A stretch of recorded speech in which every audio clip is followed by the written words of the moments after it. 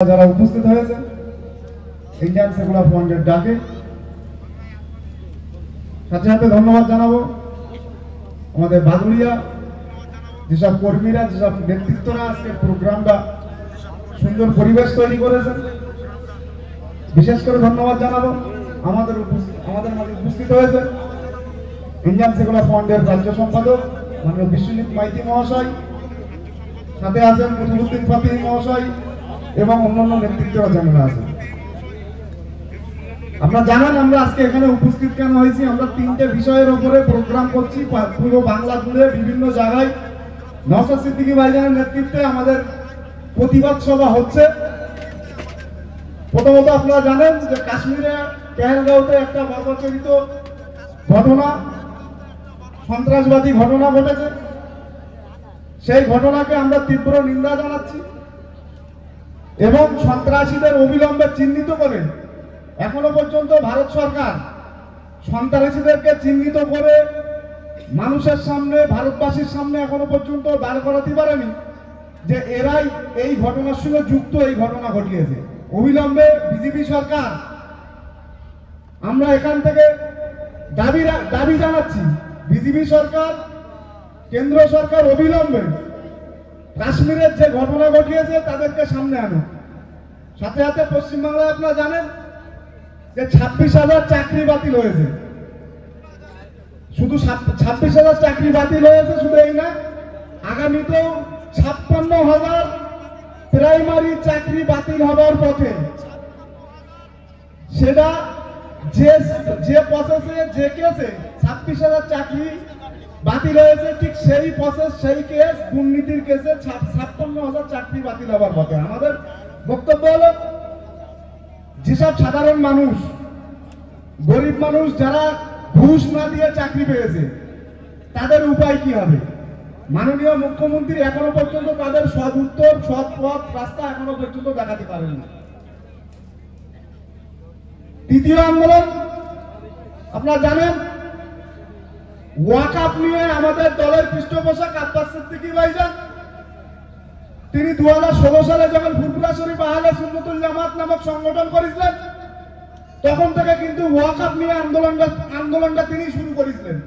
আমার একদম স্পষ্ট মনে আছে, সর্বপ্রথম সমাবেশ বসিরহাট হুজুরের বাড়ি হবার পর আমি বেকিবাজারে একটা সমাবেশ করেছিলাম। সেখানকার ব্যানারে কিন্তু লেখা ছিল ওয়াকআপ বাঁচাও, আর সেখানেই আব্বাস সিদ্দিকী ভাইজান বক্তব্য দিয়েছিল যে পশ্চিমবাংলায় ওয়াকআপ বোর্ডের ইনকাম পার বছরে 12,000 কোটি টাকা। সেই টাকা থেকে যদি সাধারণ ওয়াকআপ সম্পত্তিভুক্ত যারা মুসলমান মানুষের মধ্যে, সংখ্যালঘু সম্প্রদায়ের মধ্যে, সেই টাকা যদি বন্টন করা হয়, সেই টাকা যদি উন্নয়ন খাতে দেওয়া হয়, তা সরকারের সংখ্যালঘু সম্প্রদায়ের মধ্যে নতুন করে বাজেট করার প্রয়োজন নেই। তাহলে আন্দোলনটা কিন্তু আজকে থেকে শুরু করেনি। আন্দোলনটা আব্বাস সিদ্দিকীর নেতৃত্বে 16 সাল থেকে শুরু হয়েছে। তখন এক শ্রেণীর মোল্লা, এক শ্রেণীর মুরশেদ, এক শ্রেণীর আলেম, এক শ্রেণীর হুজুররা তখন থেকে আব্বাস সিদ্দিকী ভাইজানের বিরোধিতা করে এসছে। আমরা 2021 সালে রাজনৈতিক দল আব্বাস সিদ্দিকীর নেতৃত্বে তৈরি হয়েছে, তেনার চেয়ারম্যান হয়েছে নওশাদ সিদ্দিকী ভাইজান। পুরো বাংলা জুড়ে ওয়াকআপের বিরুদ্ধে আন্দোলন করছেন। আমরা বেশ কিছুদিন আগে দেখলাম তৃণমূল কংগ্রেস আশ্রিত যেসব মুসলিম সংগঠনগুলো আছে, সংখ্যালঘু সংগঠনগুলো আছে, তারা শুধুমাত্র আব্বাস সিদ্দিকী, নওশাদ সিদ্দিকী বিরোধিতা করার জন্য তাদেরকে পোষা হয়। কোন অফিসে দাঁড়িয়ে, কোন অফিসে বসে মিটিং হয়, কত টাকায় সেট হয়, আর কত টাকা গালাগালি দিতে হবে আব্বাস সিদ্দিকীর নামে, কত টাকা গালাগালি দিতে হবে নওশাদ সিদ্দিকীর নামে, সেটা তৃণমূল নেতারা ওই হুজুরদেরকে সিলেক্ট করে দেয়। সে খবর আমাদের কাছে আছে।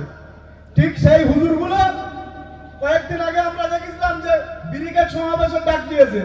সেখানে আব্বাস সিদ্দিকী ভাইজান পরিষ্কারভাবে বলেছিলেন যে ব্রিগেড সমাবেশে আমি যাচ্ছি না এবং আমি কাউকে বারণও করছি না। তার আগে মমতা বন্দ্যোপাধ্যায় 26 তারিখ ব্রিগেড ডাকা ছিল, ঠিক তার আগে 16 তারিখে মমতা বন্দ্যোপাধ্যায় ইমামদের নিয়ে ইন্দোরে প্রোগ্রাম করলেন। তখনই আমরা বুঝে গেছিলাম যে মমতা বন্দ্যোপাধ্যায় ইমামদের নিয়ে যে ইন্দোরে প্রোগ্রামটা করছে, মানে 26 তারিখের ব্রিগেড সমাবেশ এই মমতা বন্দ্যোপাধ্যায় বানচাল করাবে। বাস্তবেই সেটা হলো। 26 তারিখে ব্রিগেড সমাবেশ কোন রকম ভাবে পারমিশন রাজ্য সরকারের পক্ষ থেকে এবং জেলাদের আন্ডারে ব্রিগেড মাঠ আছে, তারা পারমিশন দিলেন না। ঠিক সেই সময়টাই এক শ্রেণীর মোল্লা এক শ্রেণীর হুজুর ফতোয়া দেওয়া শুরু করেছিল যে ব্রিগেড সমাবেশে যারা যাবে না তারা সবাই বেঈমান, তারা সবাই কাফের হয়ে যাবে। তাদের কাছে আমার প্রশ্ন, তার আগে 14 তারিখে নওশাদ সিদ্দিকী ভাইজানের নেতৃত্বে কলকাতায় মহা মিছিল হয়েছিল, সেই মিছিলে কি তারা উপস্থিত হয়েছিলেন? ঠিক এই ফতোয়া দিচ্ছিল যারা, তারা কিন্তু সেই মিছিলে কেউই উপস্থিত হয়নি। আজকের দিনে দাঁড়িয়ে দেখুন মমতা বন্দ্যোপাধ্যায়ের নেতৃত্বে সেই হুজুরগুলোকে কিন্তু সেট আপ করে ফেলেছে। ওয়াকফ নিয়ে আন্দোলন করতে একমাত্র নওশাদ সিদ্দিকী মাঠে আছে। আপনারা দেখে রাখুন পুরো পশ্চিম বাংলা জুড়ে কোন সংগঠন, যেটা 26 তারিখের আগে প্রত্যেকটা মার্কেটে মার্কেটে আমরা দেখতে পাচ্ছিলাম যে ওয়াকফ নিয়ে আন্দোলন হচ্ছিল, আমাদের মনে আনন্দ হচ্ছিল যে না, লেট হলো দেরি হলো, আব্বাস সিদ্দিকী ভাইজান নওশাদ সিদ্দিকী ভাইজানের আন্দোলনটা এরা বুঝতে পেরেছে। আন্দোলনটা আমরা চাইছিলাম আসুন কাঁধে কাঁধ মিলিয়ে আন্দোলনটা আমরা একসাথে করি, কিন্তু দেখা গেল রাতের অন্ধকারে মমতা বন্দ্যোপাধ্যায়ের যেসব পোষা নেতৃত্বগুলো আছে তারা ঠিক সেটআপটা করে নিল। সেই সাধারণ মানুষের জন্য, পিছিয়ে পড়া মানুষের জন্য, ওয়াকফের জন্য পুরো পশ্চিম বাংলা জুড়ে একটাই ব্যক্তি আন্দোলন করছে, তার নাম নওশাদ সিদ্দিকী। আগামীতে আপনাদেরকে আমরা বলে রাখছি, যদি এই নেতাগুলো, আর বিশেষ করে বসিরহাটে উপনির্বাচন বাকি আছে আপনারা জানেন তো, এখানে বসিরহাটে উপনির্বাচনের জন্য একজন নেতৃত্ব যিনি চেয়েছিলেন পুরো বাংলায় মুসলমান সমাজের আমি নেতৃত্ব দেব, দেওয়ার পরে আমি বসিরহাটের উপনির্বাচনের টিকিটটা মমতা বন্দ্যোপাধ্যায়ের কাছ থেকে নেব। সে মানুষের প্রত্যেকটা বার কিভাবে মানুষকে ধোঁকা দিয়েছে, মানুষের সঙ্গে প্রতারণা করেছে, সে খবর আমরা রাখি।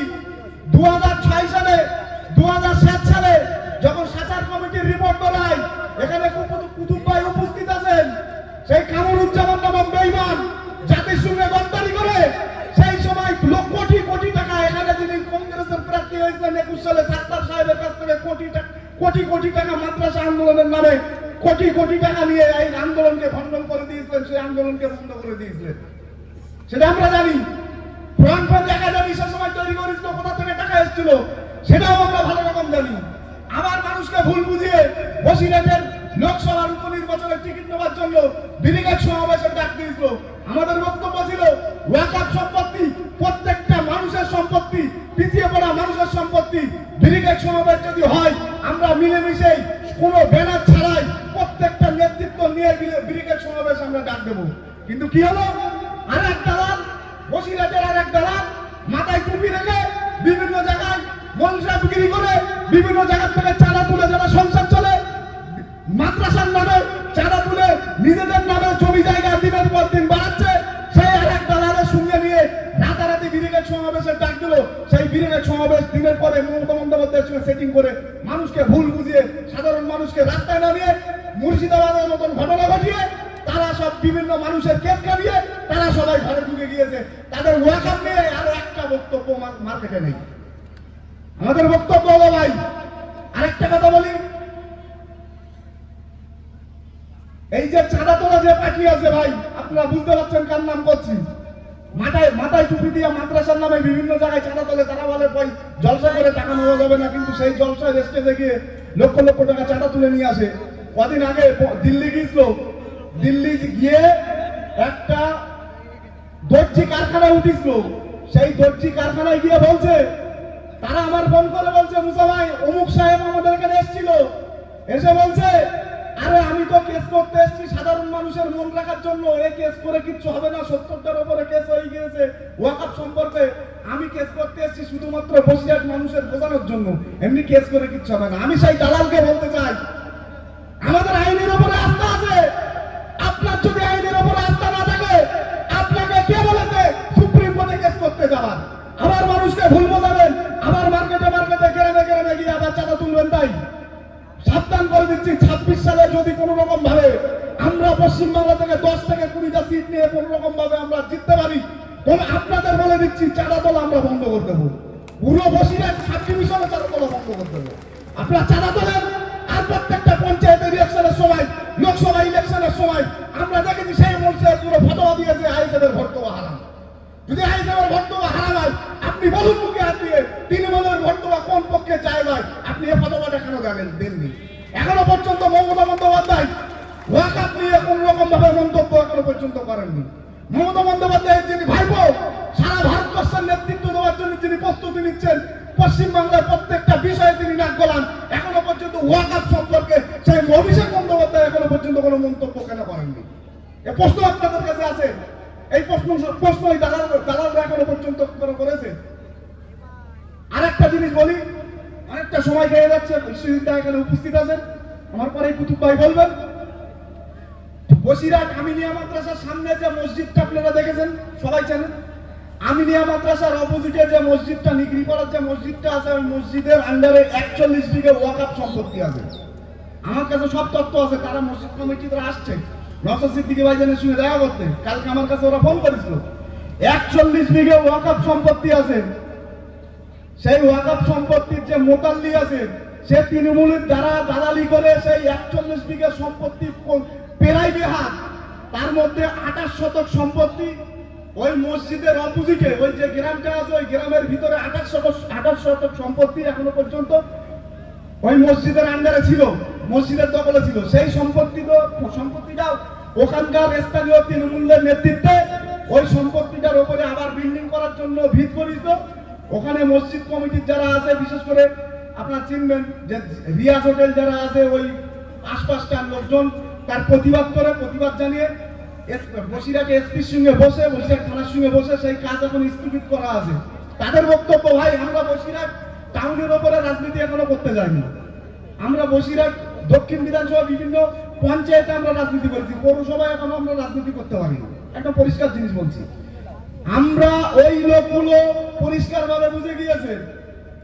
আমার কালকে ফোন করে বলছে, ভাই পশ্চিমবাংলায় যদি কোনোদিন এই পিছিয়ে পড়া মানুষের জন্য, ওয়াকআপের জন্য যদি কোনো নেতৃত্ব যদি প্রতিবাদ করে থাকে, একমাত্র তার নাম নওশাদ সিদ্দিকী। নওশাদ সিদ্দিকীর উপরে আমার আস্থা আছে, কারণ এখানকার স্থানীয় যেসব এমএলএ আছে, বসিরহাট উত্তরের এমএলএ, বাদুড়িয়ার এমএলএ, হারোয়ার এমএলএ, এরা কিন্তু সবাই সংখ্যালঘু সম্প্রদায়ের। এরা এখনো পর্যন্ত ওই ওয়াকআপ সম্পত্তি কেন দখল হচ্ছে? এবং ওই 12 নম্বর ওয়ার্ডের যিনি কাউন্সিলর আছে সেও মুসলমান, আর পাশে যেসব কাউন্সিলর আছে তারাও মুসলমান। বসিরহাট তৃণমূলী যে দায়িত্ব নিয়ে নেতৃত্ব দেয় সেও সংখ্যালঘু সম্প্রদায়ের। কেন ওই 18 কাঠা সম্পত্তি বসিরহাটের ওপরে কিছু না কয়েক কোটি টাকা দাম, সেই টাকার সম্পত্তি কেন দখল হচ্ছে? ওই মসজিদ কমিটি বিভিন্ন নেতার কাছে গিয়েছে, যাওয়ার পরে ফেলিও রয়েছে। লাস্টে বলছে যদি কোনো নেতা আমাদের এই আন্দোলনে সামিল হয়, এই আন্দোলনটা একদম পর্যন্ত বাংলার মানুষের কানে কানে পৌঁছে দিতে পারে, তার নাম নওশাদ সিদ্দিকী। মুসা ভাই, আপনার কাছে অনুরোধ করছি, একটু নওশাদ সিদ্দিকী ভাইজানের সঙ্গে আমাদের একটু বসানোর ব্যবস্থা করুন, আমরা একটু কথা বলতে চাই। আমি ছোট ভাইজানের সঙ্গে কালকেই কথা বলেছি, ছোট ভাইজান কথা বলতে রাজি হয়েছে, কারণ ছোট ভাইজান পিছিয়ে পড়া মানুষের জন্য অন্যায়ের বিরুদ্ধে লড়াই করে। ছোট ভাইজান আজকেই বলছিল আমি দরকার হলে ওখানে যাবো। আমি বললাম ভাই আপনার যাওয়ার আগে কমিটির সঙ্গে বসেন। ওরা এসপি থেকে শুরু করে, এসডিও থেকে শুরু করে ডিএম পর্যন্ত এবং নওশাদ সিদ্দিকী ভাইজানকে চিঠি করেছে। আজকে ওনারা আসবেন, নওশাদ সিদ্দিকী ভাইজান ওই বিষয়ে কথা বলবেন। আমি আপনাদেরকে জানিয়ে রাখছি, ওয়াকআপ সম্পত্তি কিন্তু কারোর বাপের পৈতৃক সম্পত্তি নয়। ওয়াকআপ সম্পত্তি আমাদের বাপদাদাদের রেখে যাওয়া সম্পত্তি। এই সম্পত্তির উপরে যদি তৃণমূল চোখ তুলে তাকায়, ওই চোখ আমরা উপরে নেব। বসিরহাটে আগামী দিনে আমরা কিন্তু কয়েক হাজার লোক নিয়ে ওই সম্পত্তি দখল করব এবং ওই মসজিদের নামে যত সম্পত্তি আছে, সাধারণত বসিরহাটে যত সম্পত্তি বেদখল হয়ে আছে, আমরা কিন্তু 26-এর পরে প্রত্যেকটা সম্পত্তি তাদের কাছে টেনে হিসেবে নিয়ে আমরা সেই সম্পত্তি ফেরত পাবো। এই বলে আমার বক্তব্য শেষ করছি। ইন্ডিয়ান সিভিল ফ্রন্ট জিন্দাবাদ, আইএসএফ জিন্দাবাদ, নওশাদ সিদ্দিকী ভাইজান জিন্দাবাদ, বিশ্বজিৎ মাইতি জিন্দাবাদ।